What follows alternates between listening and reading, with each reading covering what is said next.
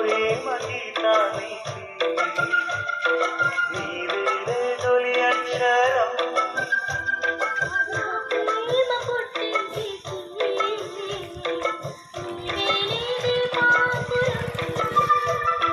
రసానికో రాగమై రచించని కావ్యమై చెయ్యి కలిపిన చదవే అనుబంధం.